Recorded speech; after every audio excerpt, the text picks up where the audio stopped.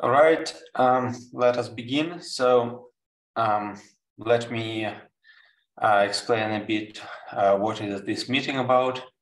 So we have Scrum teams, and every 2 weeks we have a demonstration of the sprint results.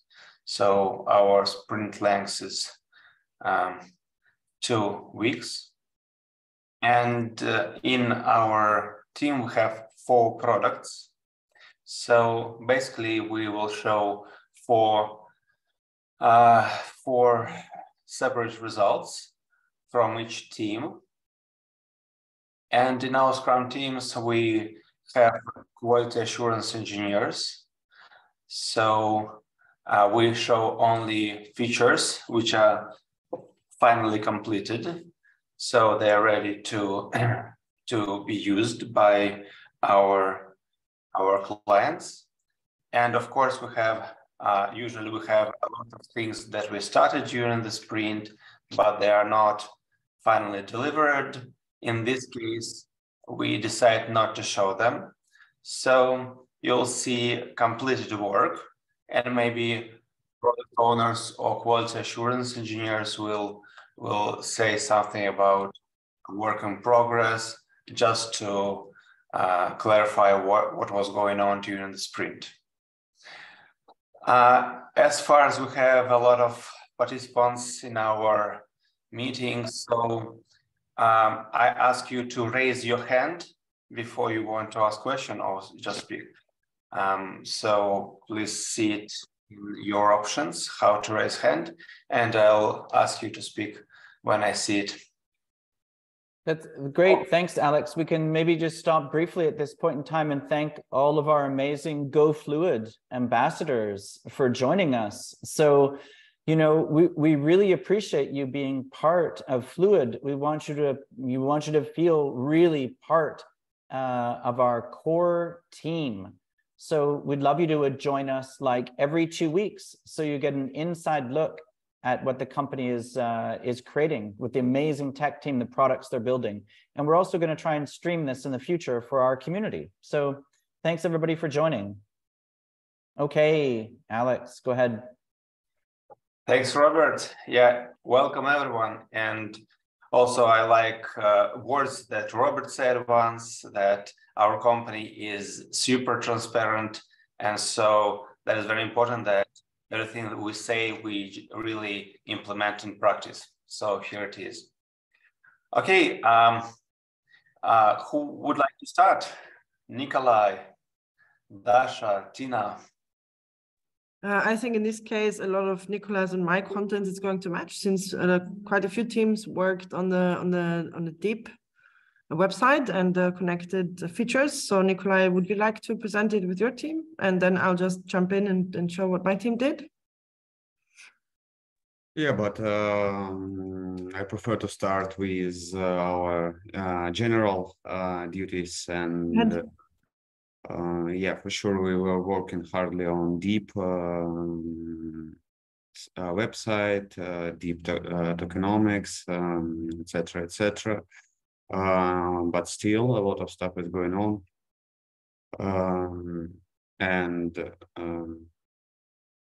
yeah, let's start with our core team, Fluid and bank account team. Again, not so much was done because we were working hard on deep token, etc. But the most important stuff was our that we changed KYC provider. A lot of things became more smooth, more easy for our end users. We worked on this implementation a lot of time because so much attention to details was kept during this. And Boris, maybe you can show this stuff. Yeah, thank you, Nico. Hello, everybody.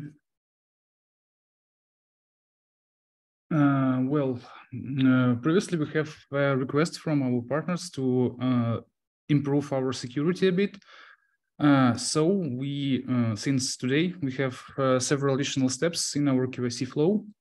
It's still easy and super simple, but yeah, well, anyway, let's take a look on this account. This is our testing playground, but it will be deployed to production pretty soon. I show it just for my own convenience.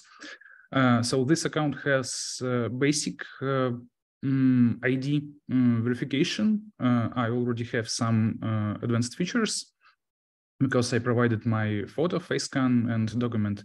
But for example, if I'd like to have verification plus with additional features, I have to provide proof of address. And what was exactly changed? For some jurisdictions, let's attach any screenshot. For some jurisdictions, we have users have to provide proof of address for sure. Yes, I can do this only because this is playground. So, well, for some jurisdictions, users have to pass additional questionnaire. I have to approve this POA in admin panel. So I accept this document. Put some missing fields.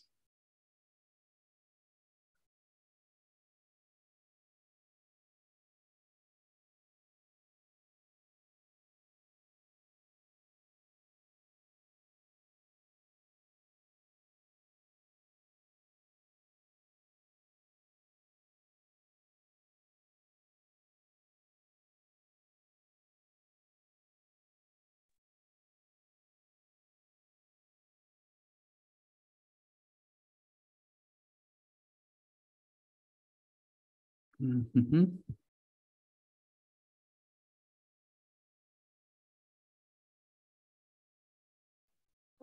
Boris, I think you should also tell who works with admin panel and that clients cannot see it. Yeah, for sure. And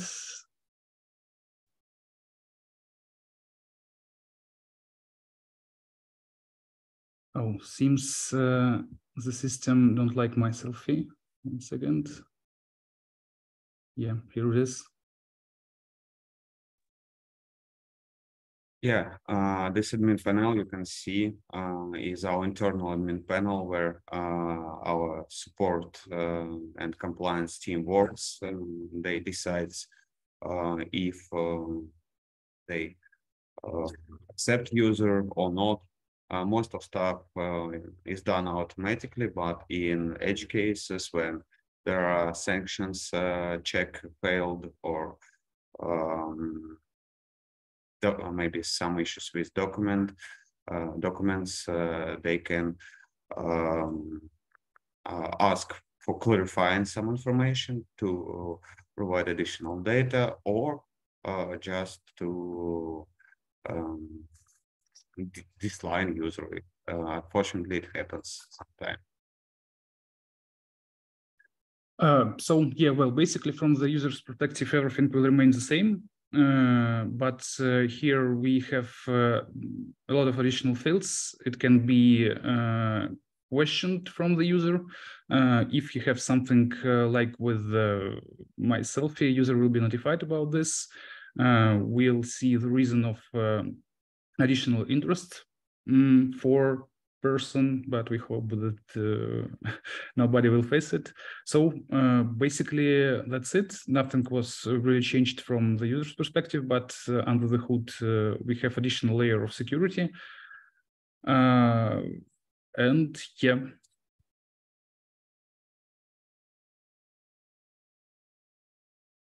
If you have any questions, please shoot them.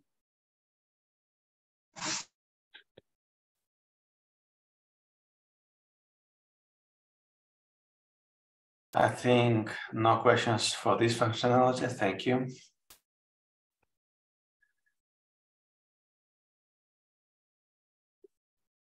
Okay, Nikolai, would you like to continue?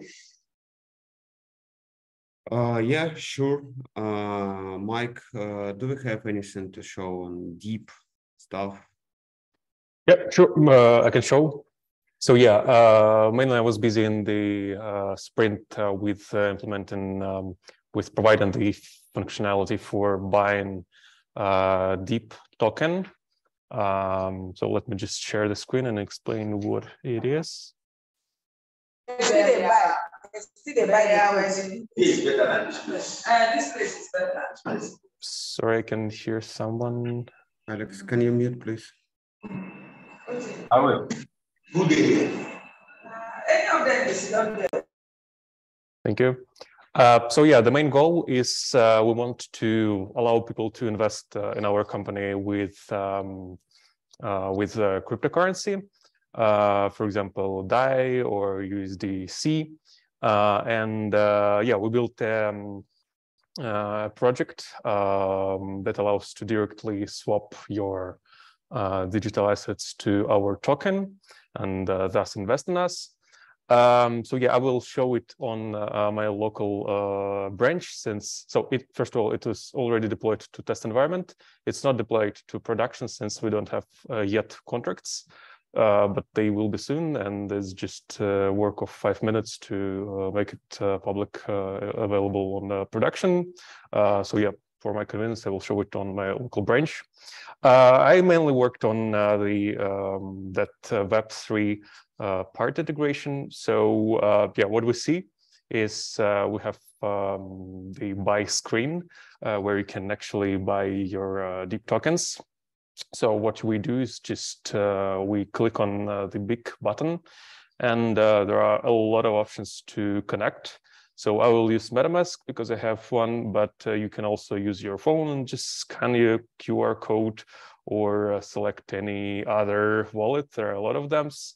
Yeah, let's just continue with MetaMask. So I already connected it. It fetches your balances. So for example, I have USDC on my wallet. Again, it's just a test environment. I can switch between the currencies that I want to pay with. Also, I can disconnect the wallet if I want to and connect it again. So we also show your current deep balance. So in my wallet, I have currently that amount of deep. Also, if for some reason you connected to improper network, we just show that and allow user to switch the network. So you don't see that screen, but it actually, the pop-up was opened in my MetaMask, and I just clicked on the switch network button. So yeah, first step, you just select the currency that you want to pay from. You specify the amount. So, yeah, the user that has never purchased any deep DAO token yet, he will see that text like authorizing wallet. What actually we do in that step is we allow spending from your USDC balance that amount. So I already whitelisted 90 USDC, so that's why we don't show that step here. But yeah, let's just go with 100 USDC and just click on authorizing the wallet. Again, you don't see that screen yet, but it opened my MetaMask account and it shows the pop-up that allows me to confirm the transaction. So I clicked on confirm. I have to wait several seconds. So it depends on the load of the network. So if there are a lot of transactions, then we will wait a little bit more, but usually it takes some seconds. And after I authorize the given amount, then I can purchase that amount of deep. So yeah, we changed the text on the button to buy deep. And now if I click on that button, I will see again the MetaMask pop-up or the pop-up on your wallet that you use. Yeah, I will be able to purchase deep. And again, we authorize only 100. So if I want to purchase, for example, 1,000, then again, we need to authorize. But if you put some lower amount, for example, let's put 75, that amount is authorized, so we can purchase 75, and next time we can purchase 25 because it's the rest. So let me just click on buy deep. Again, I see MetaMask pop-up now. I confirm the transaction, and again I wait several seconds, and then I will see the successful pop-up. So just remember that amount 8,260. So boom, yeah, it was changed, and we showed the congratulations screen with the amount that I purchased. I just purchased 75 deep tokens. Here we have the option to add that token to MetaMask if you use MetaMask, and yeah, you can sure buy some more. And as you see, the balance was changed. I have more deep. I have less USDC because I paid with them. And as you see, for example, if you want to buy 25, I don't have to whitelist that operation. But if, for example, if I want to buy 26, as I mentioned, you have to authorize that operation in your wallet. Also, we have that button, add referral code. That's the extra option if you, for example, an influencer, you want people to invest in deep, to buy deep, then you will have a special referral code that you can share with social media, like put on YouTube, on, I don't know, anywhere where you want, share with your friends. And thanks to that referral code program, you will be able to have extra tokens if someone purchases the token with your referral code. If I'm correct, then you will get 5% of the amount that the user tops up. So for example, if I use someone's referral code and buy 100 USDC, then I got like 5% of that amount, which is 5 tokens. So yeah, that's pretty it. Yeah, you can again, as I mentioned, switch between different currencies, and yeah, the flow is pretty the same. Yeah, but on test environment, actually USDC works pretty well. So I showed it with USDC. Yeah, that's pretty it about the buy deep flow. Any questions so far? I have a question. Yep. And Josh, and then Rasta, I see you raise your hand. Okay. Okay. Okay. Hello. Okay. I seen you tested this deep dApp on the testnet Goalie. So I was asking, is it live? Like, can we also test it on the testnet? So yeah, currently it's deployed to Go early. On production, we will use mainnet. I think we will be able to put some public link sooner. But yeah, it's the question just to when we deploy it. Yeah, we will probably drop some link so that anyone can test it with some test money. Well, one of the things that I was thinking of, as the company evolves is that we involve our Go Fluid ambassadors in testing all the stuff that we do. We have amazing, quality assurance engineers in the company, of course, already. They spend their whole day looking for problems. But I think it's a really cool idea to get the Go Fluid ambassadors involved at a really early stage, so you can test it and play with it on Goerli or whatever other testnet. So Josh, it's a good question. So I'm going to discuss it with Damien, and we'll get back to you. But like our vision is that, all of you that are ambassadors are really part of our team and can also help explain it in all our different communities around the world. So yeah, it's a great idea. Thanks, thanks for suggesting it. And that is what we're thinking of doing, is getting more and more people to test it. The tech team has a very rigorous approach to things. Of course, the quality engineers need to do it first. And then after that, I think it'd be great if our ambassadors can do it too. Okay, Josh, you have questions? Yes, the first question I was going to ask, I think has been answered by Robert. then the second question is, if in the course of buying these tokens, if fees are charged, and what currencies are the fees going to be paid in? Are we going to pay the fees? If fees are charged, are the fees going to be paid in the currency with which we are buying them? Probably I can answer that. So it's actually a one-to-one conversion. So as you see here, I selected USDC. And if I put 100 USDC, you will get 100 deep. So it's one-to-one. So at least for the start, for the beginning, we're not going to change it sooner, I think. But yeah, there are some commissions like gas commission that you pay from your ETH balance, which is pretty like general. But yeah, there are no extra commissions, as you see. Okay, thank you. Rasta? Thank you for the opportunity. My other question is, what chain have you planned to deploy this DeepDAO token? DeepDAO DApp. So it will be Ethereum mainnet. Yeah, I just showed it on Go Early network, but yeah, it will be deployed to mainnet at first.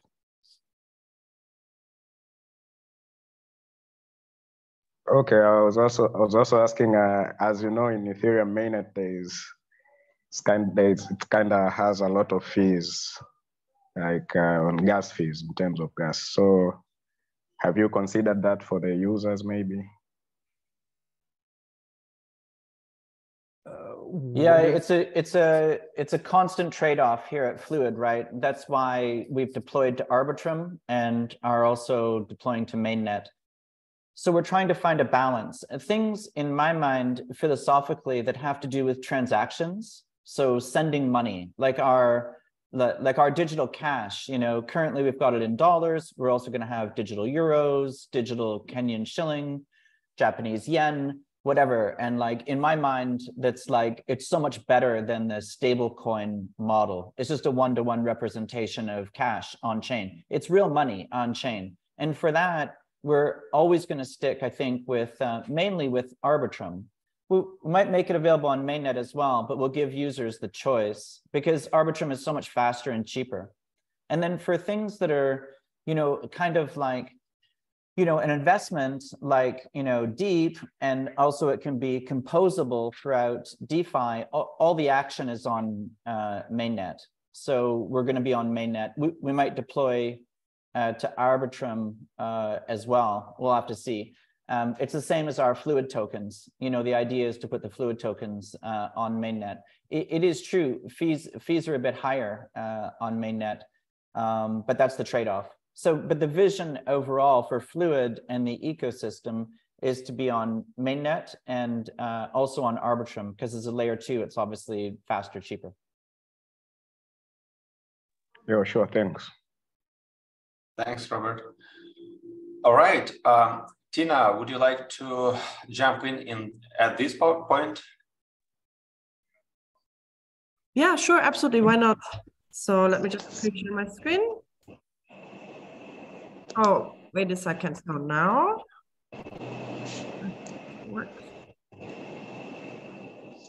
let me find the website. There we are.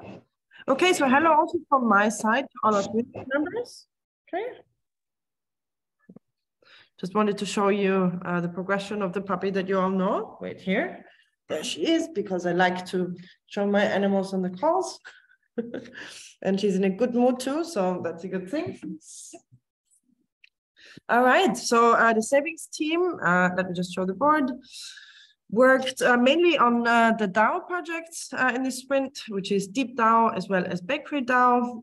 You can see we had a lot of stuff going on, but I think most of it is accumulated anyway in the website. So this was a joint effort, as it was a project that required a lot of work with Nikolai's team as well. So a lot of people worked on it, not just the savings team, if I present this now. Also, our Chief Storytelling Officer, John, and obviously Edward, our Art Director, worked really hard on this, and I think it looks absolutely amazing. So you all, dear ambassadors, are going to be the first one to see what it is going to look like. So I'm just give you a small scroll, and later if you have any questions, we're obviously very happy to answer them. So you can see this is the landing page. We have here the fabulous video. You can see here all the currencies that we're going to utilize for the arbitrage strategy. You can also find already a little bit about governance. You can find out a little bit more about the token itself. So you can find the contract address here already, so you can check it out. And you can find a little bit about the tokenomics here for everyone to look at it. I think if everything goes according to plan, the whole wider community will get to see the website very, very soon. So this is just a sneak peek for you all. I think you will be able to buy, as you already saw with the Web3 wallet, but you will also be able to buy it through the Fluid app. I think that's it, and I'll answer questions if there are any, but I think almost everyone on the team worked on this somewhat.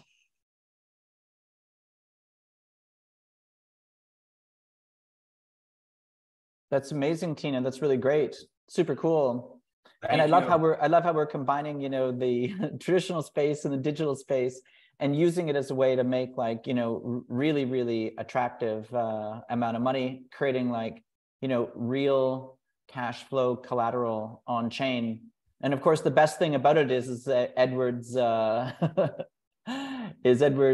Wall Street piranhas. That's really cool. I love how the team has kind of combined the Wall Street Bets idea with Gordon Gekko and this concept of eating hedge funds lunch. So super cool. Yeah, and I think it's also really cool because the savings team is working on both as well, the bakery finance app. And so I think, in my opinion, we really built this project in such a way that all our on-chain projects are already interconnected with each other. The tokenomics as well as the whole projects are going to work alongside each other. They're going to complement each other and therefore create a whole ecosystem of things that our users will be able to do with their DUSD. Once it's minted on chain, you'll get the whole playground of things, how you can utilize this real money on chain, which I think is going to be a lot of fun for users as well. All right, thank you, very good. Tina, do you have anything to add from your team?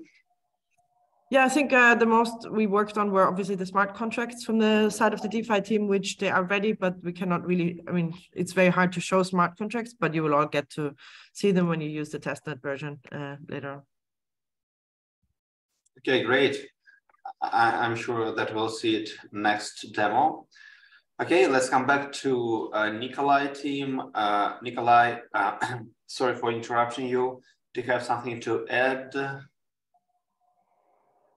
Yeah, sure. Let's switch to another important team, to investments team. There are a lot of stuff we're currently working on. We are still working on P2P for marketplace for any currency and cryptocurrency. So potentially our users will be able to trade any stable coin to any token to any currency, but it's a really amazing amount of work, and we are still developing it. So let's show it on next demo. We worked hard on integration with big crypto exchange provider, Kraken. And there is really good progress. Kirill, can we show it right now? Yeah, sure. Hi, everyone. Actually, Ruslan will show his results. Ruslan, can we show Kraken? Yep, I'm here. Hey, everyone. Let me share my screen.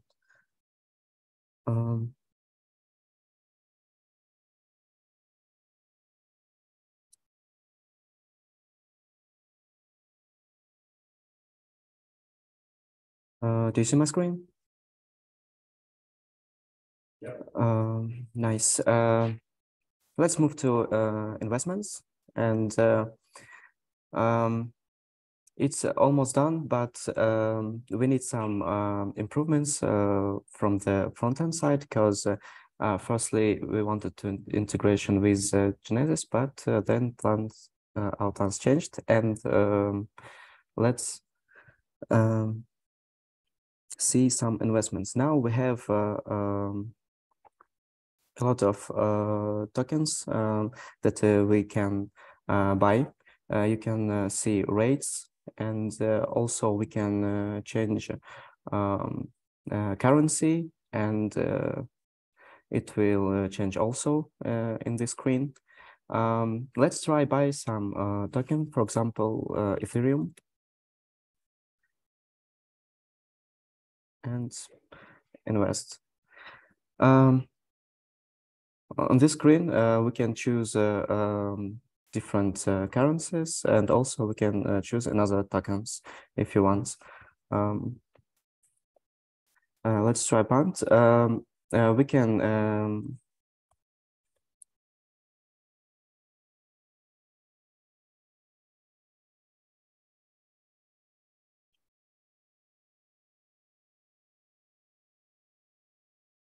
okay, everything was successful, and we buy some amount of Ethereum for GBP. And now we can see it's our transaction history. And now we can see also in assets the balance of our Ethereum.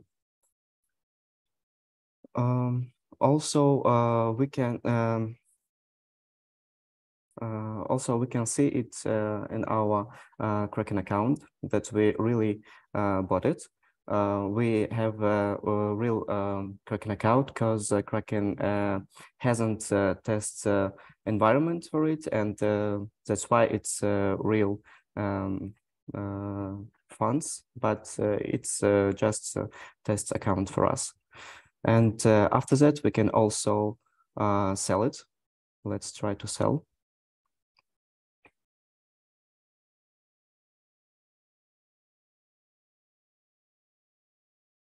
Very nice.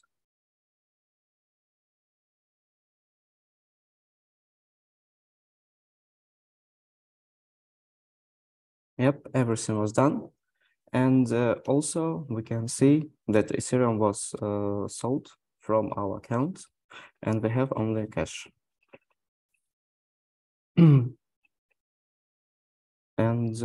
we also can see all this history in our account screen. And also we can see some transaction details.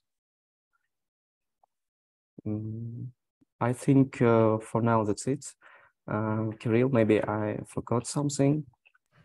Yeah, I will just add a few words. Maybe you saw a strange minimum purchasing limit for Ethereum.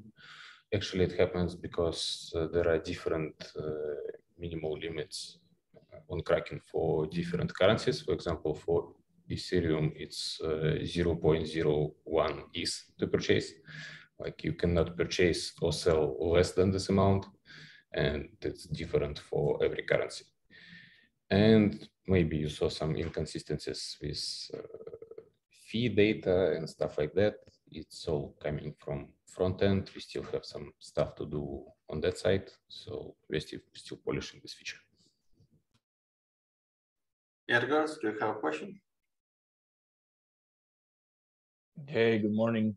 Yes, so the first question, when we are going to click on history, transaction history, when we bought the asset, is the full balance going to show there, or is it just going to be like 0.12 ETH, or is it going to be longer? Because like for Bitcoin, it will matter, and you know, to have more decimals. It's a good question. We'll show all decimals because yep, it's just we need to improvement from front end side. Okay. And the second question was, how do we calculate the fees? What are the planned fees for buying crypto and selling? Fees about buy and sell. How much fees? Yeah. Sorry. Yes. It depends. It will depends from user tier, and that's it. It depends from user tier. That's we. Currently, 1% is set, but it's adjustable setting. We can change it to anything. As far as I know, we have planned to add it in tiers and benefits feature, but it's up to our decision. It's like 5 minutes to change. Okay, good. Thanks.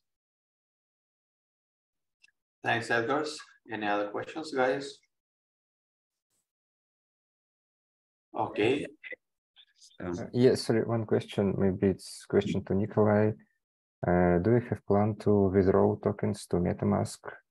Sure. Next step after releasing this, it will be fully withdrawable, so you can keep your cryptocurrencies on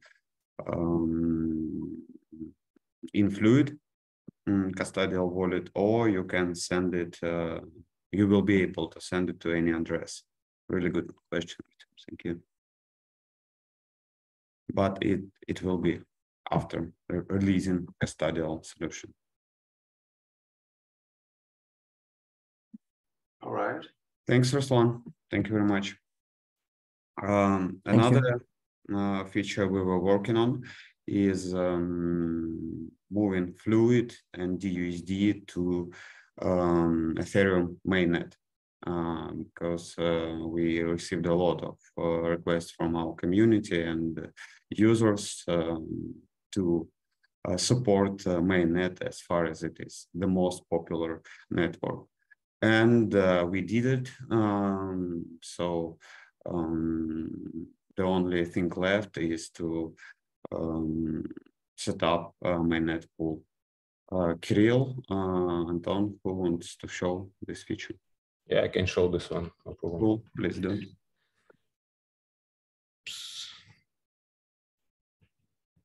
Can you see it?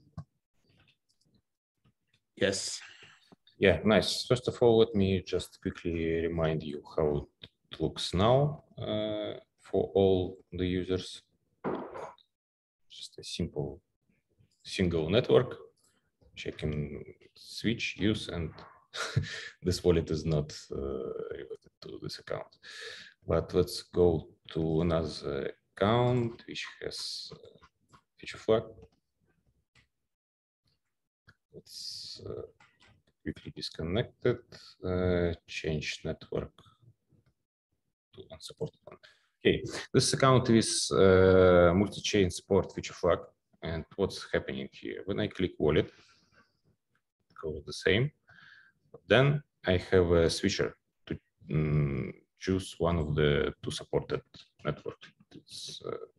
This is test environment. It's Goerli testnet and Arbitrum Goerli.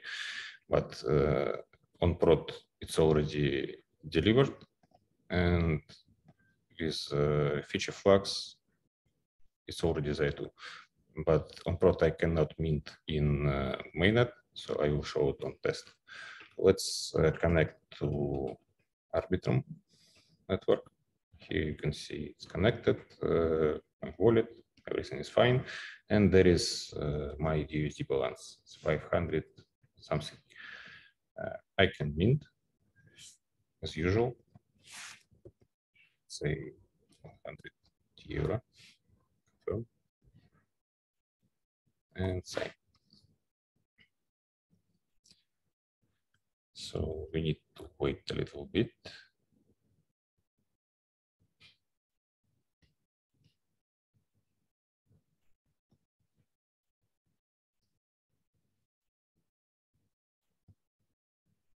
Here we received the notification. You can go to transaction history and chain will be shown here, which one you used exactly. And now balance is changed. So everything works fine. As soon as we switch to mainnet, need to approve network switching, you see that there is a different balance of DUSD, and network is showed here as well. And let's, for example, make redeem.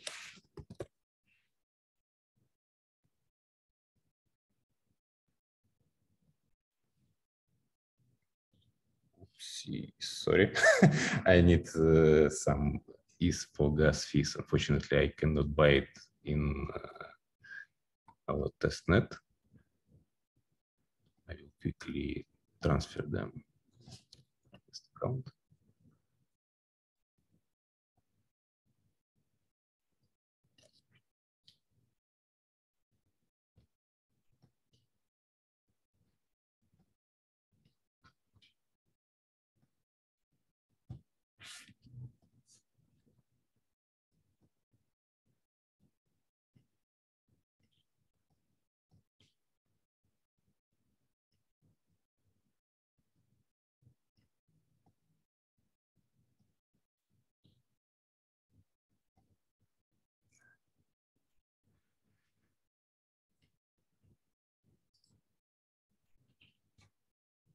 Okay, let's use this one. Actually, I have the second wallet. It's mainnet. Here is 0DUSD in mainnet. Let's make it firstly.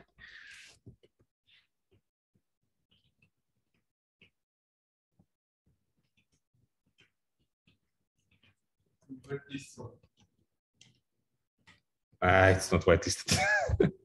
Sorry. Okay, if fees were moved finally on my normal account. It's 900. Let's make redeem.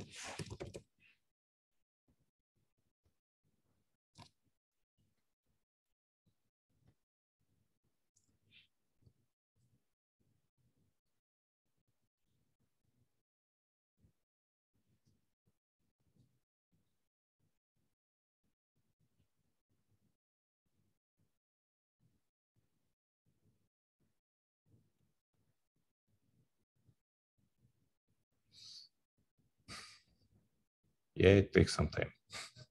Done. Notification received. Balance decreased. Second notification. And balance increased. So for now, this is it. We are now working on integration of Paraswap to mainnet. And also there are some stuff to do on front-end side. Very minor, but still. That's it. Any questions? I have a question. Sure. So I saw that the fee was the same as an Arbitrum. So how do we not encounter a loss if we just put like a minimum fee, which would be $1, but if the gas fees are higher on mainnet? Yeah, we need to adjust it. It's known issue. We just need to receive exact numbers from our management, and it's also adjustable setting. We can change it instantly, no problems. We just need to calculate and decide what amount we'll use. Okay.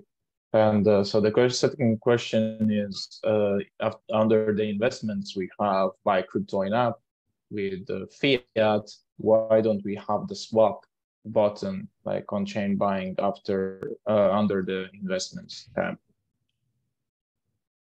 Once again, sorry.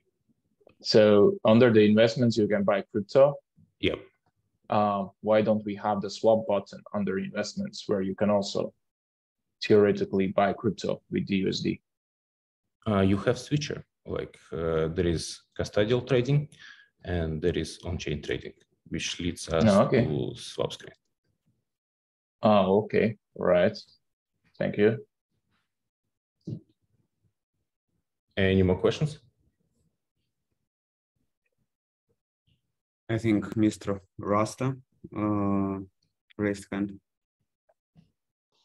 Yeah, thanks for the opportunity again.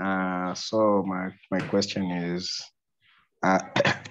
I see we're about to integrate DUSD on mainnet also to be like a multi-chain.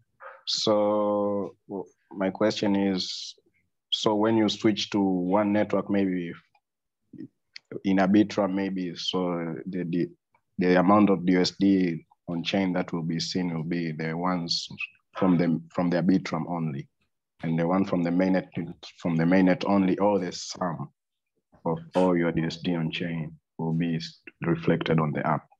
Good question. Actually, no, it will not be stacked. There are separate balances for DUSD for mainnet and separate balances for Arbitrum network. So it means that you will see only one balance, depending on network you choose right now. But in future, we will actually add some kind of updated design. It's not in a very near future, but still it is in our plans to add your different chain balances for different cryptocurrencies and potentially not just DUSD. But for now, yeah, you'll have to see the only one. Okay. My other question is, this is a bit minor one. I was asking, will you guys integrate like a bridge to allow the interoperability of DUSD from mainnet to Arbitrum?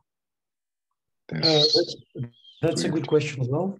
So potentially we were discussing options to see this in app, but most likely we will just lead to the normal Arbitrum bridge, which is the most secure, stable, and nice, instead of us offering our own. Okay, thank you. And Igor, like Fluid itself, could Fluid simply act as a bridge if you have like money kind of with us and on these different chains and eventually on different, 32 different currencies? For sure. What I meant is that the pure on-chain bridge is a very tricky thing. And actually 70% or 90% of attacks happen on the bridges, as we all know. So making ourselves making a bridge is a very tricky business as well. And I would like to avoid it, since there is already the official Arbitrum bridge, which handles it nicely. But you don't actually need the bridge per se if you just need to go from Arbitrum to mainnet with DUSD itself. You can just redeem it on one chain and get it minted on another one. It is very seamless, super easy, and instant compared to bridging. And that's what I meant. Yeah, exactly. That was my point too. Basically, you go through Fluid, the like mint redeem process, rather than having to trust some whatever smart contract to lock it up and then make it available at the other end of the bridge, right? Yeah, exactly. But the question was nice in terms that potentially it would be nice for us to offer this as a UX option kind of seamlessly, so that you convert your on-chain DUSD from Arbitrum to mainnet without going through few buttons, but just one click of a convert function. Nice things to consider for designers as well. I agree.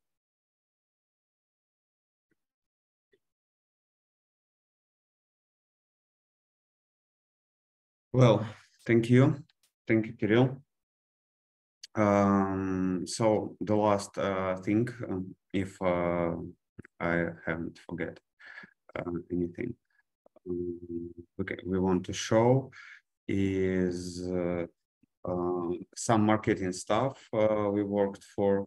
We integrated ListMonk to help our marketing team to send notifications, to send some questionnaires, etc., etc.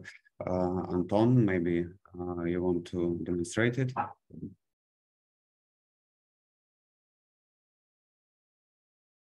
Yep, sure. Can you see it? Yes. Yes, I'll show just briefly because it will be finalized in the next sprints. But yeah, for marketing team to better understanding of requirements, you must take a look. Yeah, so basically this is ListMonk.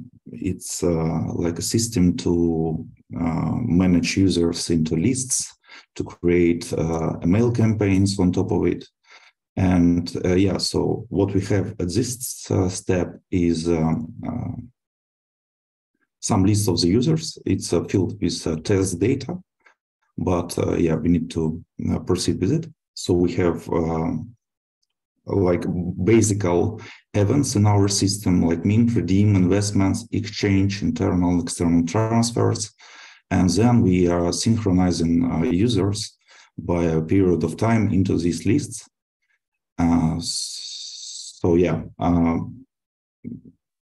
I shall start before from subscriber. Yeah, it's all of our users. It's, as you can see, filled with test environment, but anyhow, we will launch soon on production. Every user can have a name, can have a different attributes that we can sync from our system. It may be anything. And so, yeah, after this, we can create email campaigns. We can create different templates. We can track link clicks. We can see different analytics and so on. So yeah, that's simple, but yeah, we need a further discussion. I think in the next sprint, we shall finalize this solution because yeah, it's very powerful.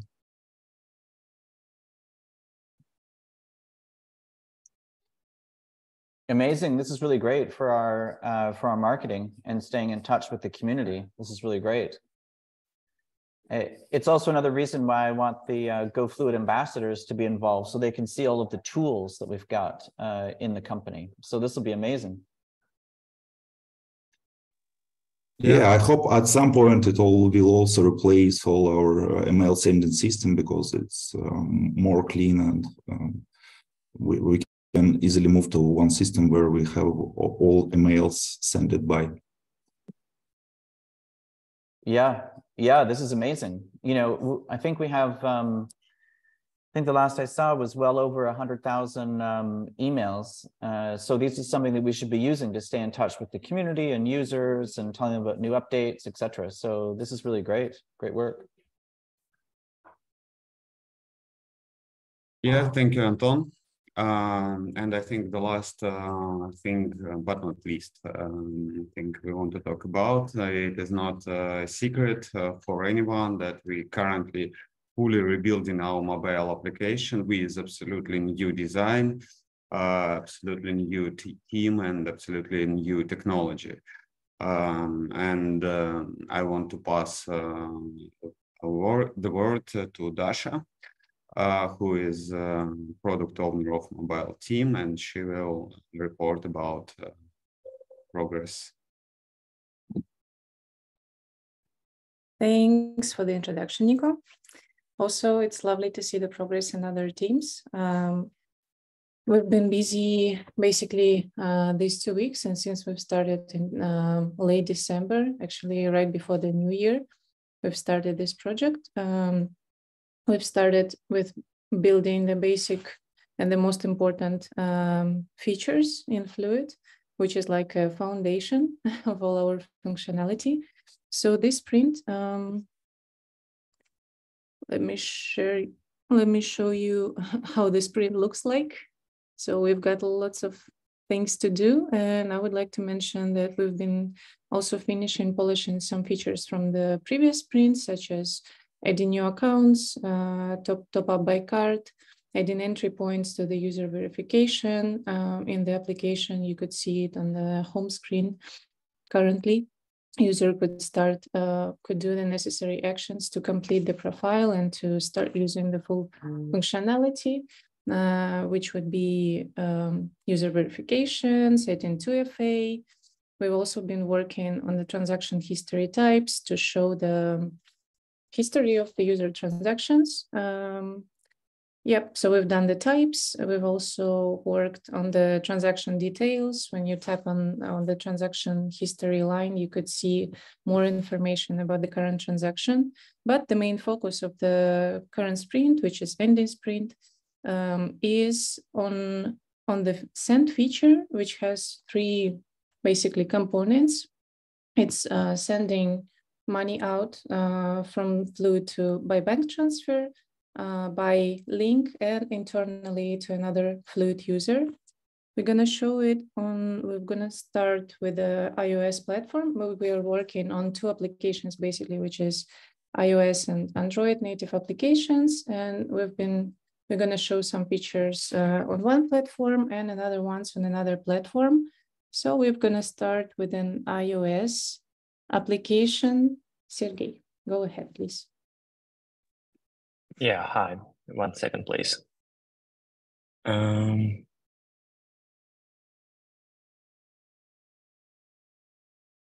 So let me know if you see my screen of my iPhone. Yeah, it works. Yes, all good. Yes, I am. So send features. We've developed three fundamental features like send money, send by bank transfer to Fluid user, and send by link. Let's try, first of all, by bank transfer, the most complicated one. Here I can select currency which I want to send. Let's try euro. Here I can see a list of countries. I should select one.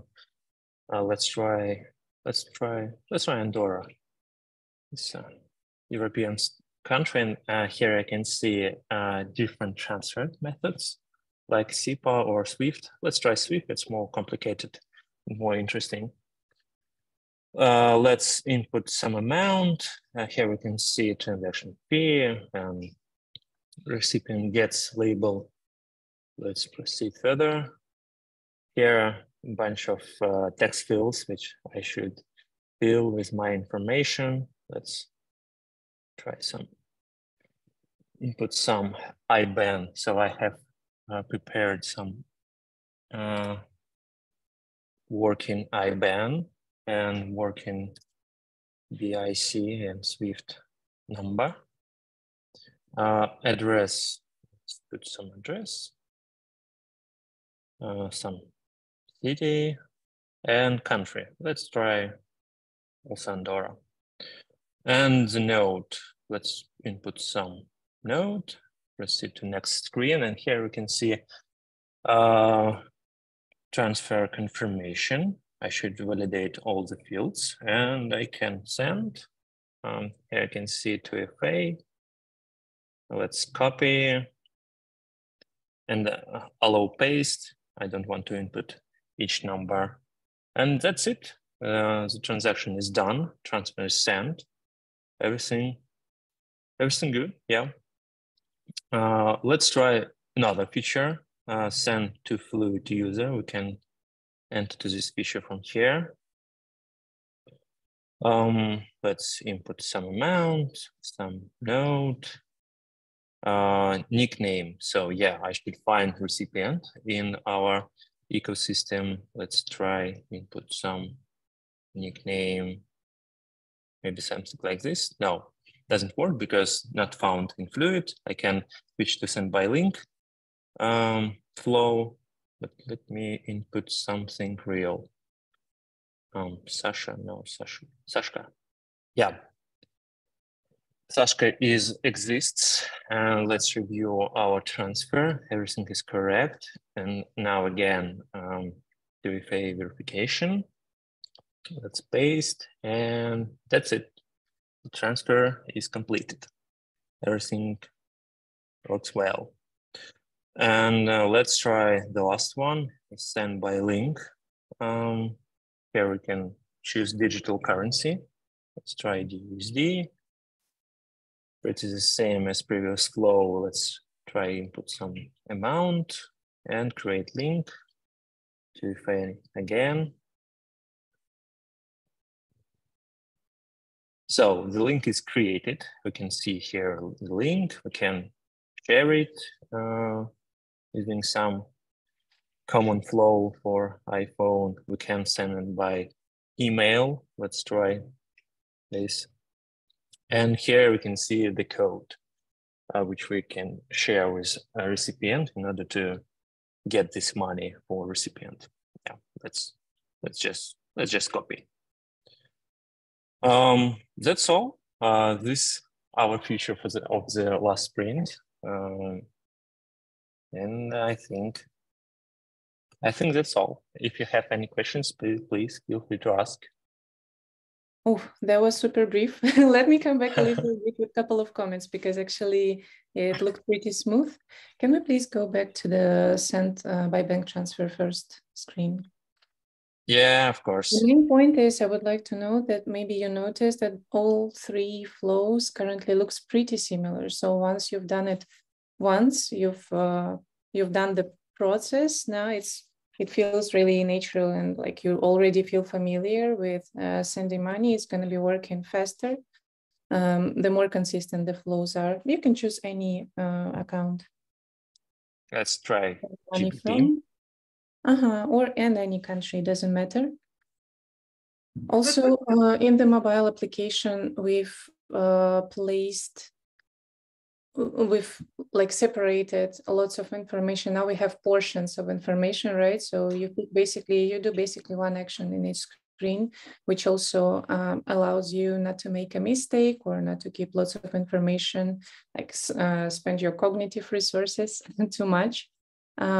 Speaking about this screen currently with what's new here, I think we've added more information about about the fee and how much exactly you would pay and how much the recipient will get. It makes the calculation for yourself, so pretty convenient. Also, you can include the transaction fee into the sending amount. So you know how much exactly, I mean, you could pay exactly the amount you wish to pay.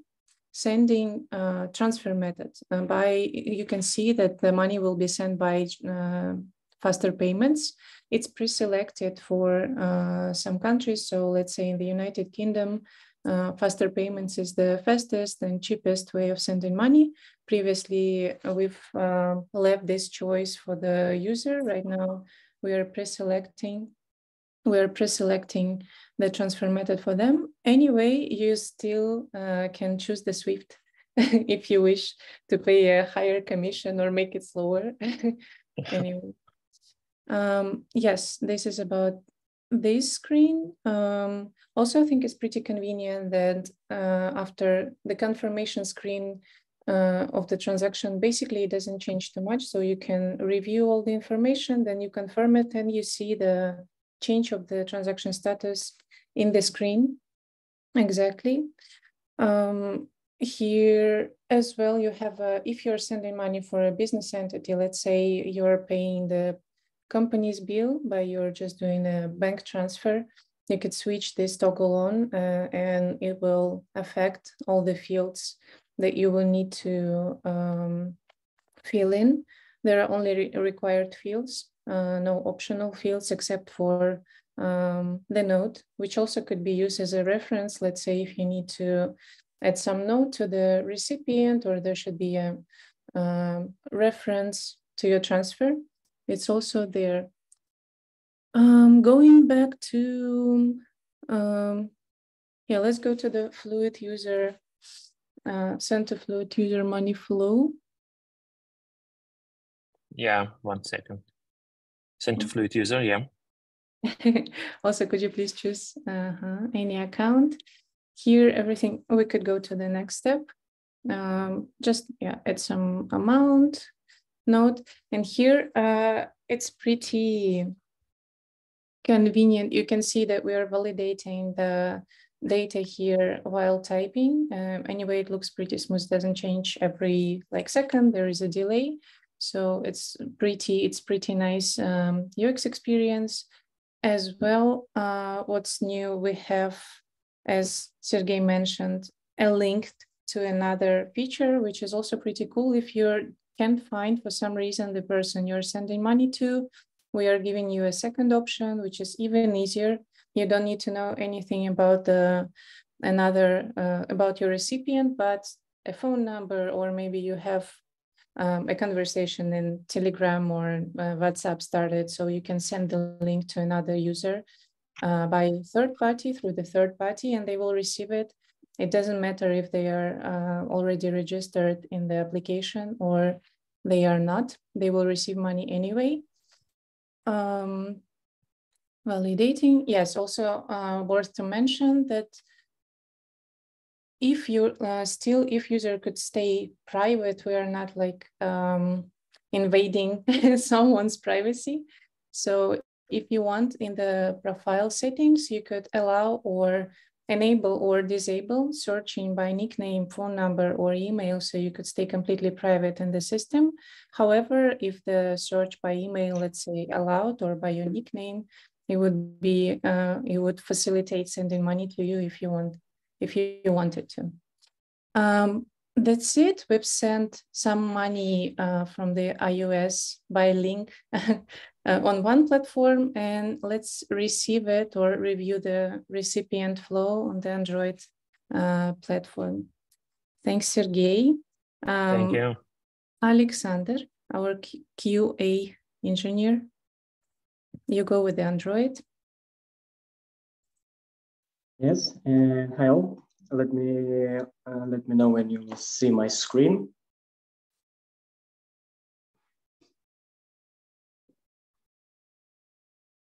Okay. All good. As I think you can see, right? Great. So as we said before, user can also accept the transaction via the link, just using any messenger or via SMS or email, whatever he wants.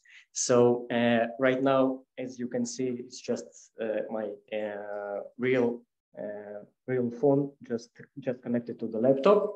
So as you can see, I had the link just for some convenience. I did it in the Slack, but the link can be sent with any messenger, SMS, or even email. And now our Fluid mobile app is open right now, but thanks to the deep links in our application, I just need only to click it one time, and our mobile application will be opened, just asking me to proceed with the PIN amount, with the PIN number.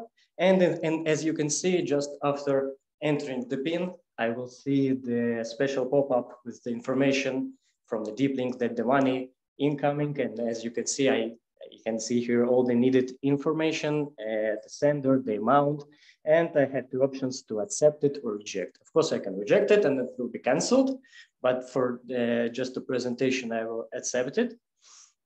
And I need to enter the security code itself. Going back to the Slack or any messenger, just copying the text.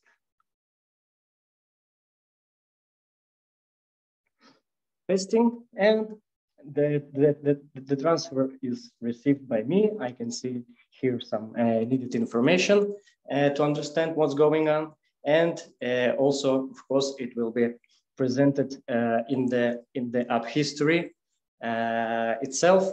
Of course, now we have some UI issues maybe with presentation, but it's just because we were focused on the implementing functionality itself, and all the small UI issues will be fixed a little bit later. And if I want to maybe to use that link again, of course, I see the special presentation of the expired link, and I cannot use it anymore. And also we have a special error pop-up for the case if somehow the sender itself decided to use his own link. That's it from my side. Maybe some questions.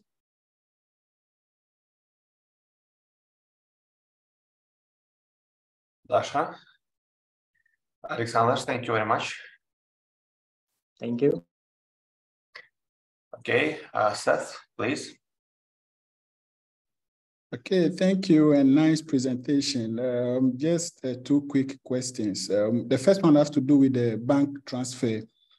I want to know if it is possible for as a user to be able to bookmark the IBAN and other details from someone they've already sent transactions to, so that in case I've sent money to person A, I do not have to repeatedly enter the person's details in case I want to do the same transaction. So that's my first question. The second question has to do with the receiving the money, just the last screen. I don't know if we can go back there, but it says that this link is invalid or something. Probably it would be ideal to state the actual status that the transaction has already been redeemed or something. And in the case where maybe I sent the transaction and then I decided to maybe cancel the transaction, it should also state that this transaction have been revoked from by the sender or something. I don't know if you get my point. Yes, absolutely. Let me start from the second question, as it was the last. Yes, we're going to be receiving the reason. First of all, if the transfer was complete, both sender and recipient will see the complete transaction, successful transaction on both sides, and the transaction details.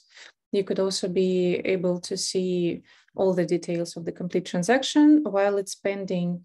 You could, even if you, let's say for some reason you left, the moment you've created the link, and if for some reason you close the application or something else has happened, you get distracted by something, you could go back to in the history, you're going to be already having a pending transaction with the link to share with the security code, and it's going to be and the countdown or the expiration date for the link. So you could review this.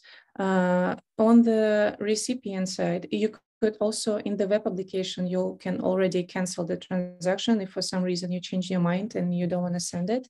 Until it's claimed, it can be canceled. We're gonna build it on the top later in the mobile application. And for if like very soon, we're gonna be able to send the exact reason of the cancellation of the transaction to both recipient and sender. So yes, in the future, if you go to the transaction details, you will be seeing if the link expired, if the transaction was rejected by recipient or it was canceled by the sender. There is like a little comment on what happened.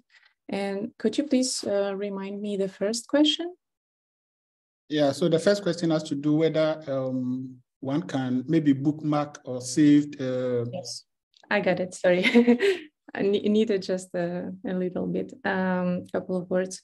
Contacts. Basically, you're talking about if we could save contacts to pre-fill all the information when you're doing a bank transfer. Yes, this feature, it's not only for the mobile, but it's coming for the web application. It's in the plans. Okay, thank you. In the mobile also, I think it would be really useful to integrate or to allow an access to your contacts on your mobile phone. So you could maybe send money in the future, even to the Fluid user. You could choose somebody from your contact list so you don't have to type the phone number, stuff like that. Awesome. Thanks. Hey, Dasha, sorry, I didn't raise my hand. So, but in regards to this, so there is a similar option in Wise that I use Wise, and people I can discover recipients, other Wise users. So yesterday there was a funny accident. A person couldn't discover me because I actually in my privacy settings disabled the discovery option. So I think we should have a setting that if I don't want to be discovered, I don't show up, kind of. Yeah, here it is already implemented. If you go to the profile setting, when you will be switching off the last option, you could be found by you are searchable by phone number and nickname.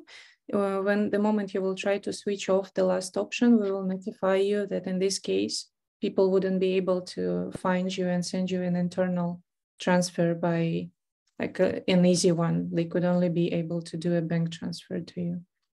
Okay, great. Thank you. Okay, great. All right, I think that is it. Any other questions, guys?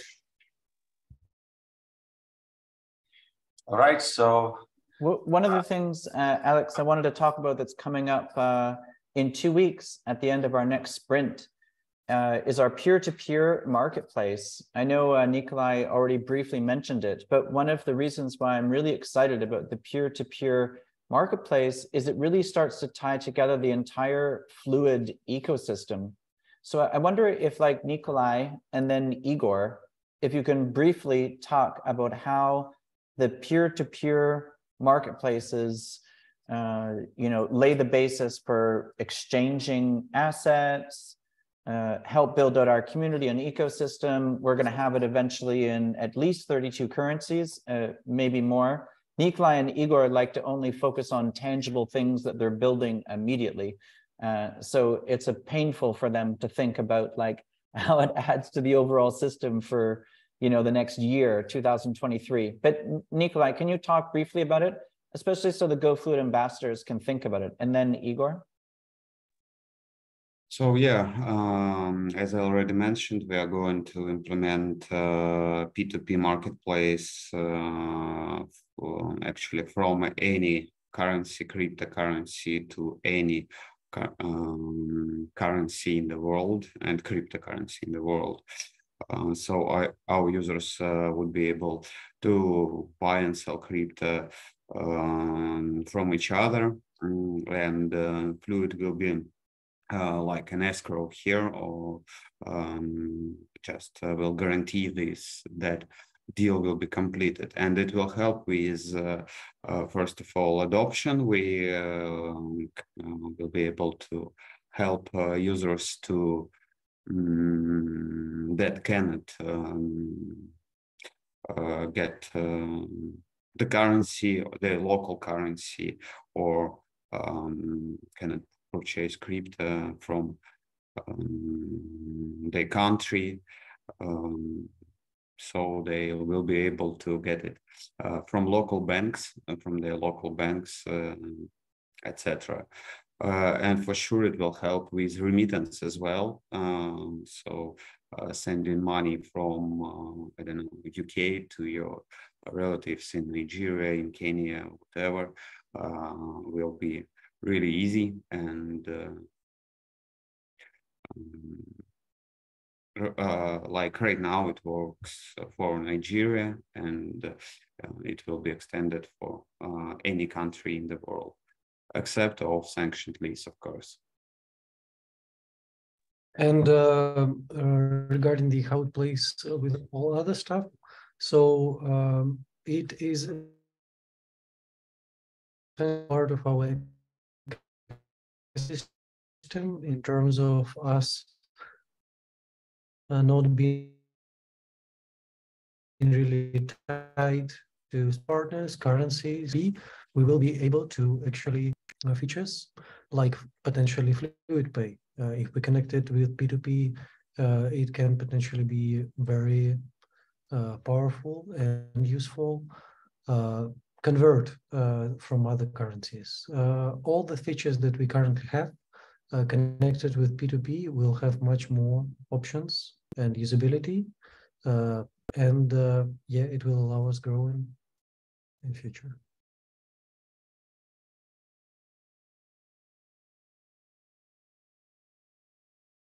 All right, guys. I see Rasta have question. Rasta. Thanks again for the opportunity. My question actually goes back to the presentation I had earlier. I had that as Fluid, we're about to introduce the custodial Web3 part. So my question goes, if we're about to introduce the custodial Web3 part, do we have any plans maybe to publish like the proof of reserve or like broadcast it somewhere else? The answer is yes, but not in the shortest term. We are preparing for the proper audited reserves, but we don't have a timeline for that yet. But for sure, we want to do this. It's also important to make a difference, a strong difference between our digital cash and stablecoins. It's why I've always disliked the term stablecoin. It implies it could be unstable. And that's because what a lot of issuers do is they take users' money and then they manage it. They invest in commercial paper, treasuries, a bunch of other assets. We've probably all seen the news about BUSD in the United States, but I think all of the major stablecoins have this issue of being a security. Whether a security is good or bad is another subject, but like clearly if you take in money from somebody and you manage it and you give them a certificate or a token that represents that, it's a very different model than Fluid. Fluid just has like money in a bank account and we create a digital representation of that. So just so people know, there will never be this concept of auditors coming in and saying, hey, what did you invest the money in? And what's that worth now? Like when I look at Circle, for example, they have QSIPs, which are like identifiers in traditional finance about all of the bonds that and all the other commercial paper and everything else that they've bought. We don't do that at all. Like ours is extremely simple. It's like cash in a bank account. You have like a bank account statement that basically says you have this cash, and then we create a digital representation of that on chain. We've done it in dollars. We're going to do it in like 32 different currencies.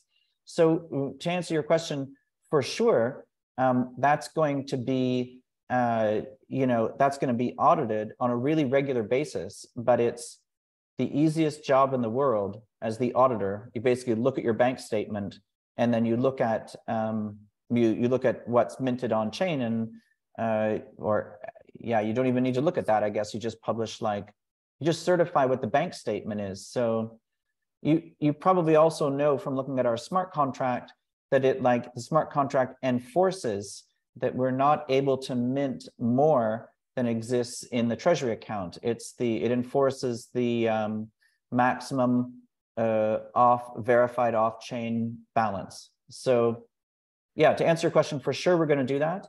But I want to take the opportunity to stress again that we are not like any other stablecoin issuer. We do not take user funds and then manage it. It's actually done in a much more simple programmatic manner. So when you're explaining it, that's the way to explain it. I mean, the first thing you can say is yes, regularly audited. Second thing is like, it's giving a lot of like free money to our auditors because it's like super simple. You just look at like the bank balance. Thank you.